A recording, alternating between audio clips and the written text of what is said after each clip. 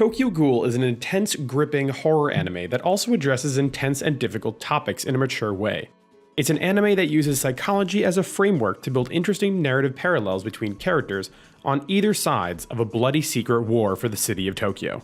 With Tokyo Ghoul's RE's release, I wanted to go back and examine Tokyo Ghoul Season 1 and take a deep dive into why I think it's a prime example of a psychologically complex anime today.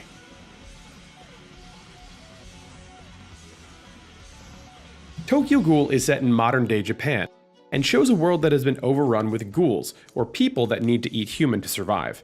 It follows the story of a college student named Ken Kaneki, an introverted bookworm who is really only focused on school. After a nearly fatal accident, Ken Kaneki is thrust into the underground world of ghouls, after being changed into a ghoul himself. Tokyo Ghoul's narrative and characters reflect different versions of trauma and their effects on an individual's psyche. As the series goes on, multiple characters represent different forms of mental and physical trauma, and through the show's narrative, we were able to see how people cope, recover, and transform. But first, let's define trauma.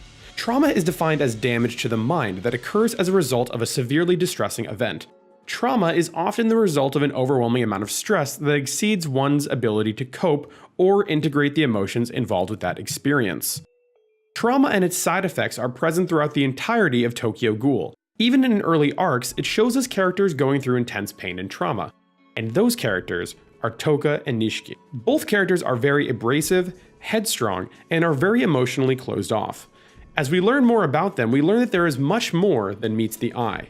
Both Toka and Nishiki have internalized their pain, and in response to that, push others away. This defense mechanism is used by people who have gone through social exile and psychological trauma.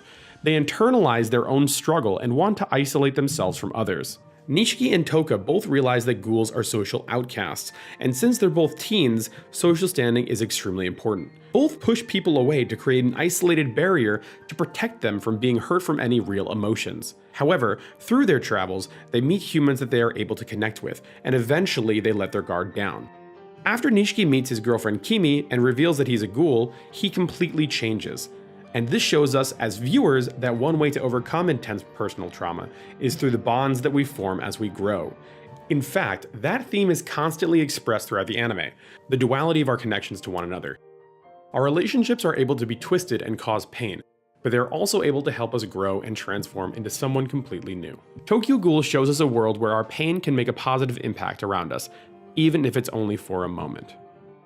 Thanks for watching this video. I'm glad that I could break down one of my favorite anime and use some of my psychology knowledge here on OK Beast. Huge thank you to our Patreon supporters and producers for making this video possible. If you like our stuff, then head on over to patreon.com/okbeast. And of course, your support is really appreciated, and thank you for making all this possible. Don't forget that we have a new video every Friday here on the OK Beast YouTube channel. I have been Ian Purcell, and I will see you next time.